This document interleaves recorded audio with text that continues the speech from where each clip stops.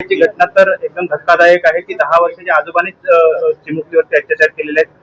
त्याबाबत आपण काय बोलायला इथेही आपण कुटुंबियांची भेट घेतलेली आहे. एकतर ही जी घटना पालघरमध्ये घडली तर त्या पीडितांच्या परिवाराशी आम्ही सर्वजण जाऊन भेटलो.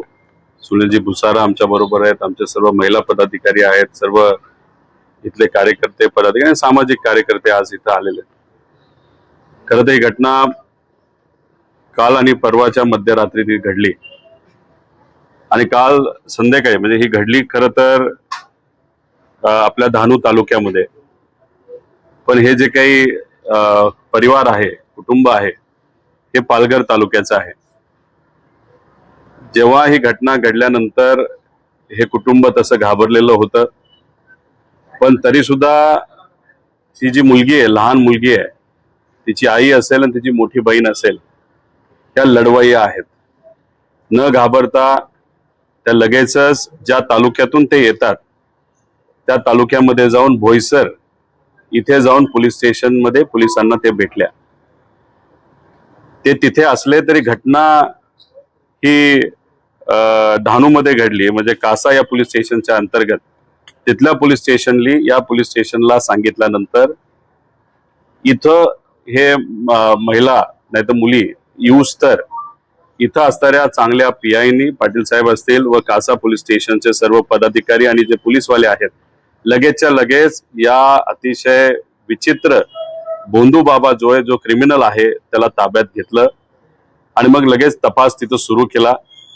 हॉस्पिटलला त्या मुलीला, लहान मुलीला आणलं. इथे असणारा जो दवाखान्यातला स्टाफ आहे ते सुद्धा कोऑपरेटिव्ह आहे. त्यांनी सुद्धा लगेचच्या लगेच जे काही स्वॅब घ्यायचे होते, ज्या टेस्ट करायच्या होत्या त्या सर्व टेस्ट केल्या. या परिवाराचं मत आहे, दुर्दैव असं की त्या जे पती आहेत, म्हणजे आई आहेत, या मुलीला, लहान मुलीला वडील नाही आहेत. लहान असतानाच ते वडील वारले, पण तरी सुद्धा हा परिवार तिथं लढतोय. त्यांचं एवढंच मत आहे की हे जो काही नराधमाने तिथं अत्याचार केलेला आहे, हा जो भोंदू बाबा आहे, त्याला मोठी मुलं आहेत. आणि काल इथं मोठा मुलगा जेव्हा कपडे घेऊन आला होता, तो वेगळ्या दृष्टिकोनातून नाही तर घाबरवण्याच्या दृष्टीने त्या मुलींकडे तिथं तो बघत होता.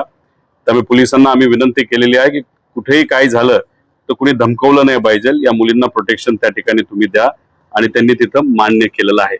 पण आता आमचं एवढंच मत आहे की ही घटना घडली, पण या महाराष्ट्रामध्ये दिवसाला 24 बलात्कार त्या ठिकाणी होत आहेत. आता म्हणजे तासाला 1 बलात्कार तिथं दुर्दैवाने होत आहे. आणि पॉस्कोच्या केसेस जर आपण बघितला तर या महाराष्ट्रामध्ये 13,000 पेक्षा जास्त केसेस 2025 मध्ये झालेल्या आहेत. म्हणजे आता मी तुमच्याशी बोलतोय तर 5-6 केसेस आता एका तासामध्ये तिथं झाल्या असतील. त्याच्याच बरोबर 50,000 पेक्षा जास्त विनयभंग नाही तर महिलांवरच्या अत्याचारच्या केसेस 2025 मध्ये एका वर्षात तिथं या महाराष्ट्रामध्ये झालेल्या आहेत. त्याच्याच बरोबर महिला आणि मुली या गायब होण्याचं प्रकरण बघितलं तर 1.5 लाखापेक्षा जास्त आहे. त्यातल्या काही सापडल्या. 30,000 अशा महिला एका वर्षामध्ये, त्यांचा अजून काही आतापत्ता तिथं नाहीये.